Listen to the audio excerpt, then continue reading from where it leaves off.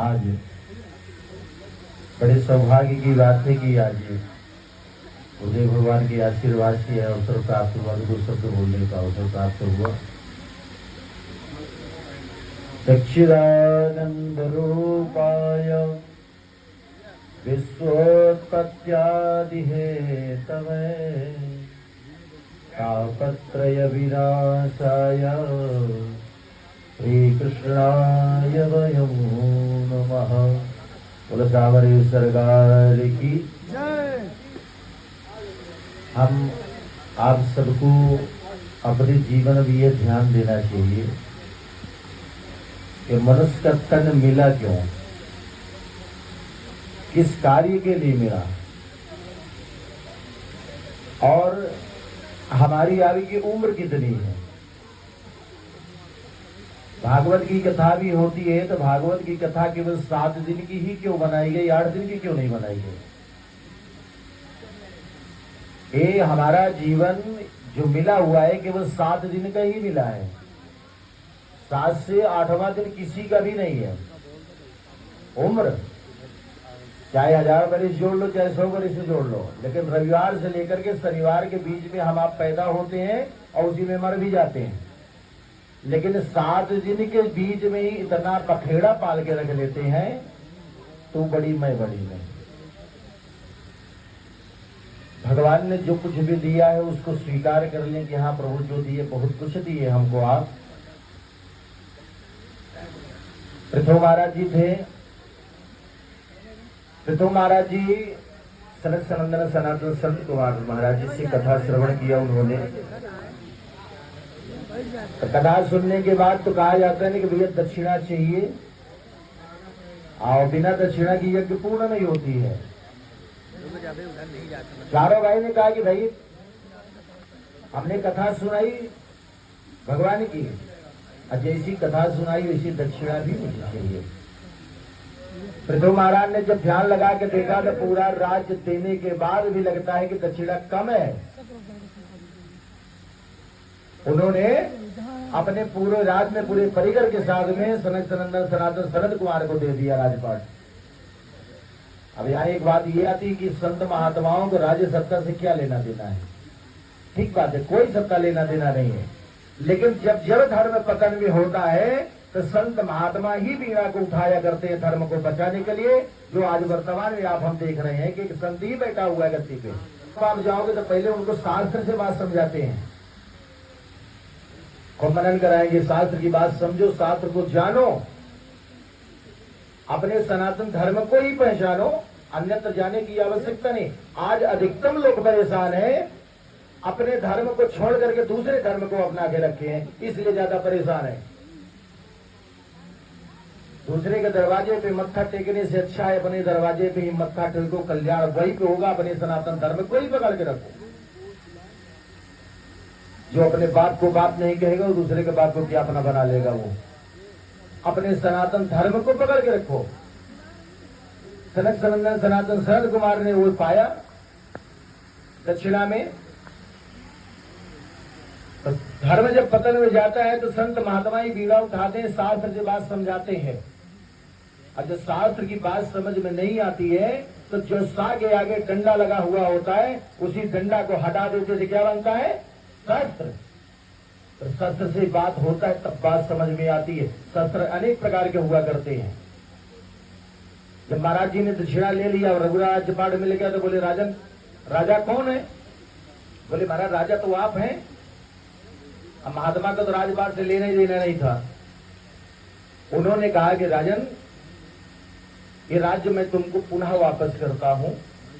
जिस प्रकार से सुचारू रूप से आप चलाया करते थे उसी प्रकार से ये राजभार तुम चलाओ, लेकिन एक चीज याद रहे कि राजा तुम नहीं हो, राजा मैं हूं।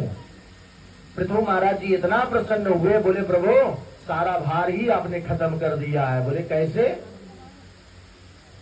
बोले कि आपने ये सारी जिम्मेदारी है जो हमको दे दी है, आप इसके मालिक हैं, मैं आपके संपदा का मुनीब हूं।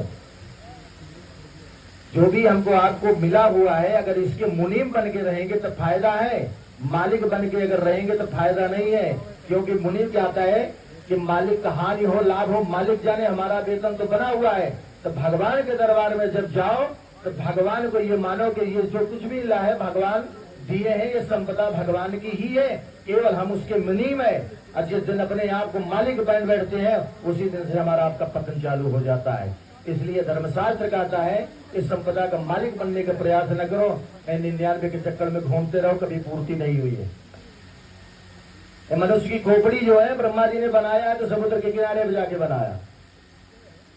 ब्रह्मा जी ने एक बार कहा कि महाराज आज्ञा करो तो इसको हम भर दें। तो कहते कि नहीं, ये मनुष्य की खोपड़ी भर नहीं जाएगी। बोले आप ही भी ऐसी बात कर रहे हैं, आप आज्ञा तो करें। बोले भर दो। तो इस समुद्र महाराज ने लहरा मारा, कम 50 लहरा मारा समुद्र, और उस मनुष्य के मुखड़ा में जाता है, इधर से गया इधर से निकल गया, पानी पानी हो गया। बोले महाराज हम इसको नहीं वो कर सकते, भर सकते हैं। बोले क्यों? बोले ये मनुष्य की खोपड़ी है, आज हमारे आपके बीच में किसी चीज का संतोष ही नहीं है। असंतोष उसी को मिल सकता है जो गुरु के शरण में जाएगा, धर्म का मार्ग प्राप्त होगा उसे। गुरु जो हुआ करते हैं वो समुद्र हुआ करते हैं, शिष्य जो होता है एक पाइप होता है। गुरु शरणागति होती है तो गुरुदेव भगवान उस पाइप को उसी समुद्र में छोड़ दिया करते हैं। और जैसी आप आराधना करते हैं, आराधना के माध्यम से वो पाइप से पानी आपके अंदर जाने लगता है। एक दिन छोटी सी नदी होते होते विशाल रूप धारण कर लिया करता है। और जब तक हम गुरु के शरण में नहीं जाते हैं तब तक हमारा आपका कल्याण भी नहीं होता है। गो माने अंधकार, रू माने प्रकाश। जो अंधकार को हटा करके प्रकाश भर दे वही गुरु। अब ऐसे भी गुरु नहीं चाहिए ना, अरे शिष्य धन सो बना रही सो गुरु घोर नरक महापरी। गुरु बनना तो बड़ा सरल है, निभाना बड़ा कठिन होता है। अगर गुरुदेव शिष्यों का धन ही लेने लगे तो उनके साथ में पाप भी आएगा, तो उसका भक्षण कौन करेगा? सबसे पहले तो गुरुदेव भगवान की स्वभाव तो बड़े सरल स्वभाव के होते हैं, उनके रोग दोष शोक ये हरण किया करते हैं। और जितने गुरुदेव भगवान ऊपर से कोमल दिखाई पड़ते हैं उतने अंदर से कठोर भी हुआ करते हैं, क्योंकि अपने शिष्य का बिना परीक्षण किए हुए कुछ नहीं दिया करते हैं। गुरु के सानिध्य में जाओ, सेवा करो, सब कुछ प्राप्त होगा। एक एक से ऐसे बैठे हुए हैं जो कि कभी विद्यालय का मुख नहीं देखे, लेकिन गुरुदेव भगवान के शरण में पहुंचे थे, आज पढ़े लिखे से भी ऊपर है। और अभी एक बात हमने कहा कि अपने बाप को ही बाप बोलो, अपने धर्म को पकड़ के रखो, दूसरे धर्म को नहीं, जो अपना सनातन धर्म का है। और अपने माँ बाप का सम्मान करो। और जिसने माँ बाप का सम्मान नहीं किया, उनकी पूजा नहीं किया, तो उनकी देवता भी पूजा स्वीकार नहीं करते हैं। इस संसार में सब कुछ मिल सकता है, लेकिन माँ बाप अगर चले गए तो दोबारा वो मिलने वाले नहीं है। अनेक प्रकार की मिठाई आपको प्राप्त होगी, मार्केट से लेके खाओगे, लेकिन माँ के दूध का बना हुआ जो अमृत हुआ करता है, एक बार रहने वाला छूट गया तो दोबारा कभी मिलने वाला नहीं है। माँ बाप ही न होते तो इतना बड़ा प्लेटफार्म हम आप नहीं पाते। आज उन्हीं के आशीर्वाद से सब कुछ मिला है। आज जिस रूप में देख रहे हैं सब गुरुदेव भगवान के आशीर्वाद से, माता पिता के आशीर्वाद से है। उन्हीं के आशीर्वाद से आज व्यास मंच में बैठा हूं, कथा कर रहा हूं। अगर उनका आशीर्वाद न होता तो हम भी गांव में बैठे होते, कहीं भैंस गाय चराते होते। तो माँ बाप का कर्ज किसी ने पूर्ण नहीं कर पाया है, भगवान नहीं कर पाए तो हम क्या करेंगे। एक हम छोटा सा गीत आपको सिर्फ सुनाते हैं, उसी पे अपने वाणी को विराम देंगे। कहते माँ के दूध का कर्ज, और कुछ है जो कथा श्रवण किए हैं तो वो जानते इस वजह को। तो कहते क्या है, अरे माईक दूधवा ऐसा, माईक दूधवा ऐसा, कौन मिठाई न मिली। सब कुछ मिल जाए पर दुनिया में माई ना मिली। सब कुछ मिल जाए पर दुनिया में माई ना मिली। ऐसन दुनिया में के होई बोझा पेट में लई के ढोई। ऐसन दुनिया में के होई बोझा पेट में लई के ढोई। दुख में तनिको ना घबराई संकट जे हंस के सह जाई। ऐसन करे बाला दूसरा क्यों भलाई ना मिली। सब कुछ मिल जाई पर दुनिया में माई ना मिली। आगे क्या कहते हैं कि संगही बे पोखिया में खून पियौल माई। उसी का रक्त पान करके तो हम आप पड़े हुए। पोखिया में खून पियौल माई संगही भेदा जात चलाई।